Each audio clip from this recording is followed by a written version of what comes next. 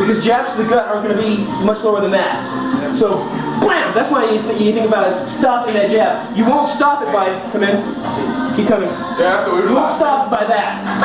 You've got to cut the water off. There's a point where if it's over tacky. But if he jabs to the gut, on the first beat, if you move this here, blam! That's how it should happen. So when he comes in, that's why I said block with the elbow, because that's the next shot, and then turns and turns. Give me a couple shots, give me a couple of them, blam! Sorry. Something else, if you're good, I'm sorry, Seth, I really am. If you're good, if you work it enough to the second nature, I'm sorry.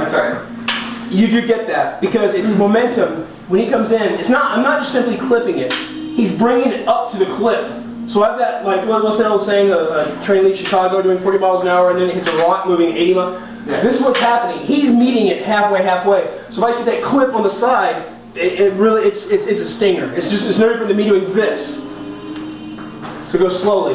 If I move that, there's the first one. Now, the first one I can understand being taken unaware. But you see the second one coming, that hand needs to work on its own. You need to start turning his, getting his attention off of throwing another uppercut. And then I would come up, yeah. So he comes in, block it, bam! Block it, bam, bam.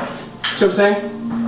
Don't just sit there and take. Here's what I'm trying to say about counter striking. Don't just sit there, punch and punch, and take the heat.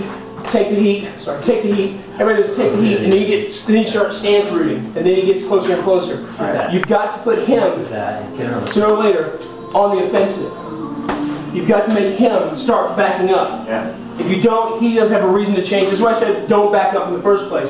If you just keep backing up and taking the heat, he's got no reason to change his direction. He's gaining momentum on you.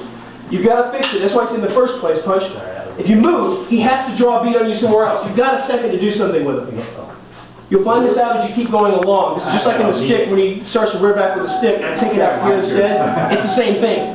He comes in, you learn to take it at the initiative. And you learn not to waste a strike. You see me doing this all the time. Man, and I pass the hand a lot. I think I'm starting to train you guys too much in that because I see you all just passing the hand. I do this. It's just you don't see when I move my hand like that, it looks like I'm not doing anything. But that's how fast it goes. Pow! Slap that, and then keep doing this way. Then other hand, and then boom! Right there, it's punch right in the upper register.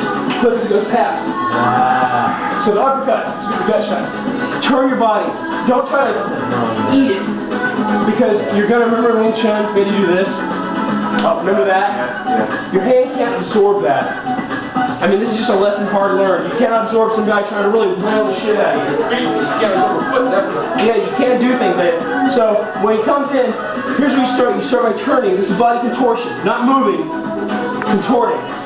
Contort. Contort. Contort. Bam!